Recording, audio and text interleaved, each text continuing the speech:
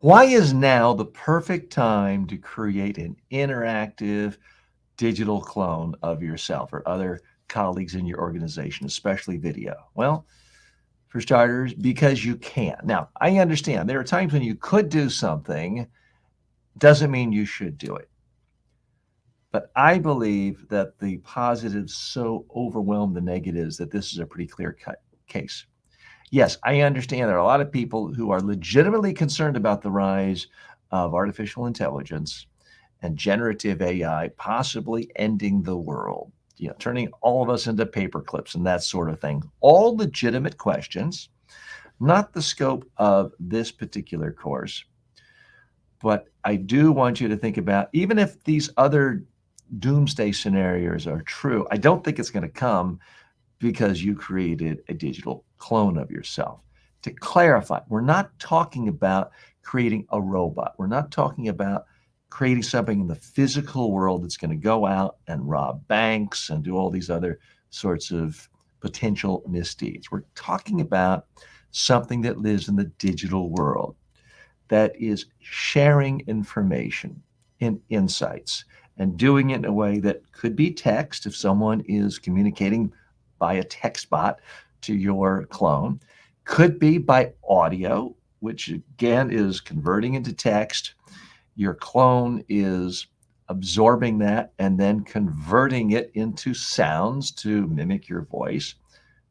And it could be in video where it's taking images of you and having it move and having the lips move, syncing it to audio that's been created, pulling data from the database of knowledge you've given it to make it seem like a conversational flow. These are complex things, but I don't think any of those are going to be responsible for causing destruction in the world. Clearly, if you get a hold of someone else's clone and you get it to say things that could really cause problems, well, then anything is possible.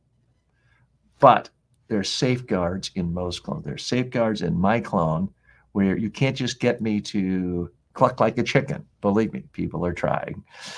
You can't just get it to say racist things or wildly offensive things. It's here to pull from my database of ideas that I've given it to help other people. That's really what it's there for. So please keep that in mind. That's the real purpose of why we're here. And that's why I do not think that you should not do this just because, oh, you think it's too dangerous. There are legitimate questions about the advances of artificial intelligence, the really mega billion-dollar companies, OpenAI and others. Are they progressing so fast and heading into dangerous territories? Totally legitimate. But for you and me to use a little slice of that insight that's already been created to share our expertise with the world, I think is a clear-cut answer that you should do it. Now is the time to do it. Now, the other reason for now is chances are you'll be the first in your industry.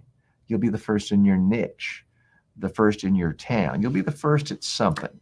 And there is first mover status in many aspects of life. There's no doubt about it. Gary Vaynerchuk, the internet impresario, was the first person to do a daily show about wine way back at the beginning of social media video and YouTube. And he was actually on another platform of Vidler. But because he was first, a lot of benefits accrued to him. People who started the very first Twitter account in various niches have often grown to have millions of followers and built entire businesses around it. People who were first in many fields of endeavor have been very successful and have benefited because they were first. Do you know what the second university to be founded in the United States was? Most people don't. Do you know the first university in the United States? It was Harvard. And to this day, still arguably the most respected and prestigious university in the United States, if not the world, in part because it was the first one established in the United States. The second university was William and Mary, a fine school, but not nearly as well known as Harvard.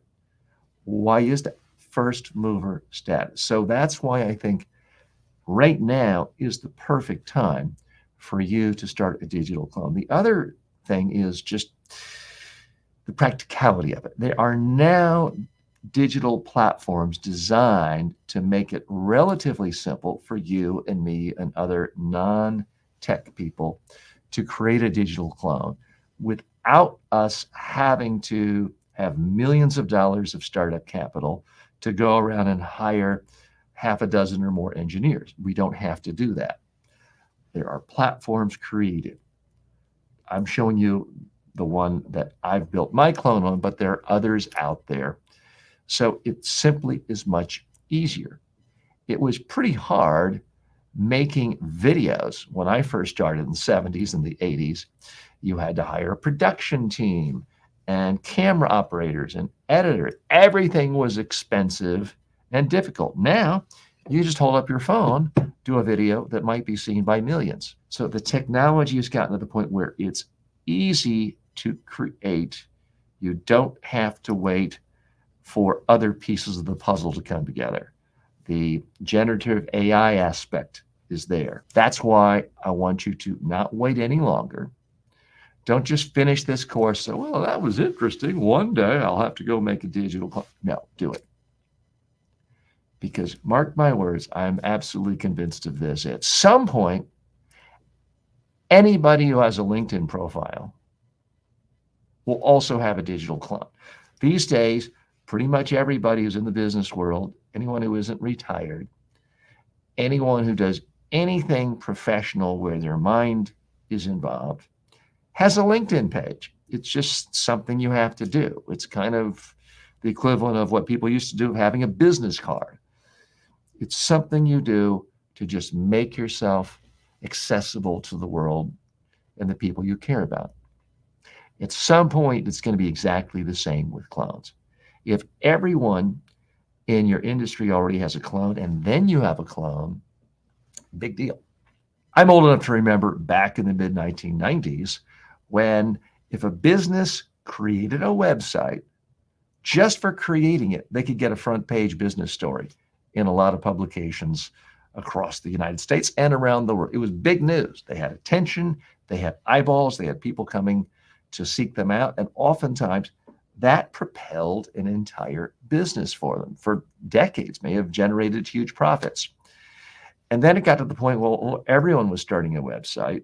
You didn't get any news coverage. And then it got to the point where if you didn't have a website, you would get news coverage talking about how behind the times you were, how slow you were, how anti-technology you were. So things evolved sometimes very quickly. I think we're at the right point in history now, technology history, that if you create a clone, it's going to get attention from the people you care about, you respect in your industry. If you wait, you're going to miss out on that opportunity. It'll still be a good idea to have one in 5 or 10 years, but you'll get a lot more benefits accruing to you right now if you create your clone now.